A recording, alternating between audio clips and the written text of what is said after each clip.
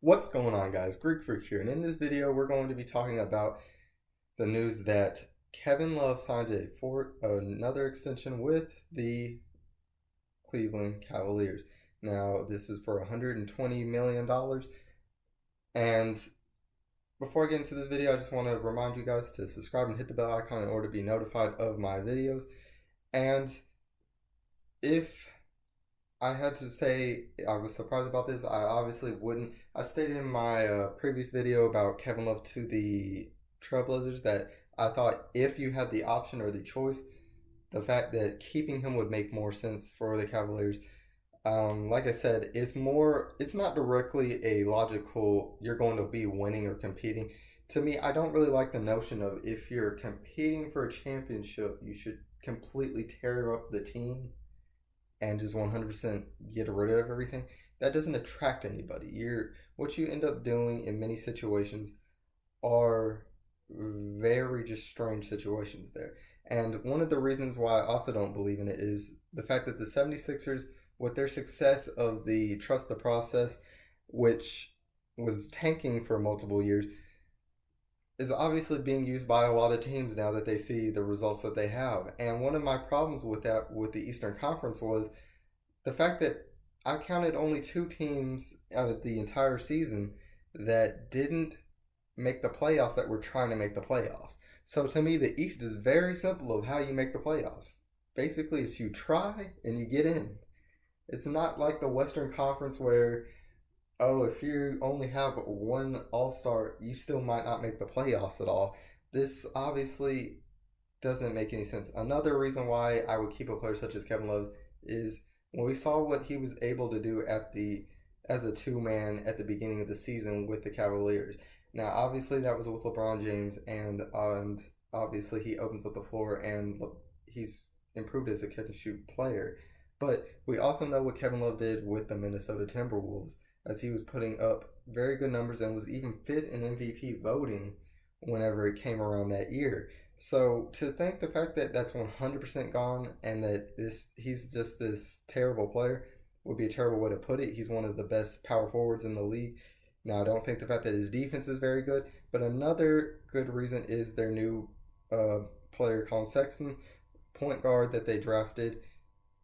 And with that, I'd have to say the fact that one thing you want for these younger players that you have on your team is veteran experience and other good players. When you have these players such as a Colin Sexton that's going to be out there, you don't want him to be your best player again. You saw how that was with a Kyrie Irving whenever you just had one good player and you had him set out there. You don't want situations really like that where you're only getting like 20-something wins. And especially in today's NBA where 20-something wins is still like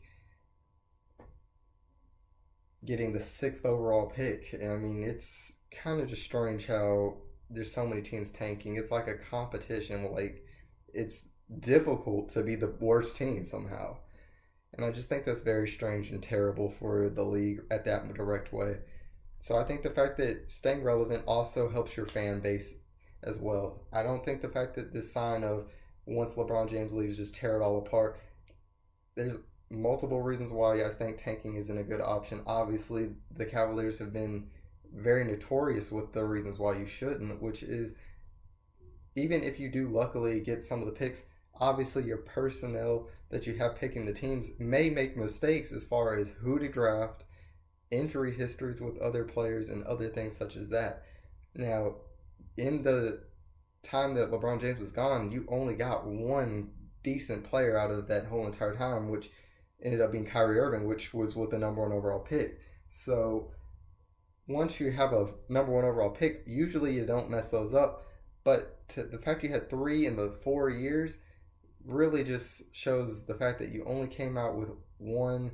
Now, you had Andrew Wiggins, who was also a very good player, but obviously you had to trade him for Kevin Love and ended up getting a championship out of that trade in the results of that. But in those cases, you have to see the fact that tanking isn't always the option, and the fact that you actually want to show your fan base that you're capable and you're trying to win games as well. Even if it does result in the fact that you're going to be getting rid of players in the future, you still want to try to win games. I think that's the point of what sports are and what fans really would want as far as anything else. And that's just my main thoughts on that. But what are you guys' thoughts on it? Do you think the fact that the Cleveland Cavaliers should have tore it up and started over, trying to rebuild? And do you think the fact that this is a good move for Kevin Love? Do you think the fact that he'll be able to maintain, that he'll either drop off, or do you think the fact that he'll still maintain being an all-star caliber player there in the Eastern Conference with the Cavaliers? So tell me what your guys' thoughts are there. If you enjoyed the video, leave a like and subscribe to become part of the Greek Army today. And as always, this is Sparta.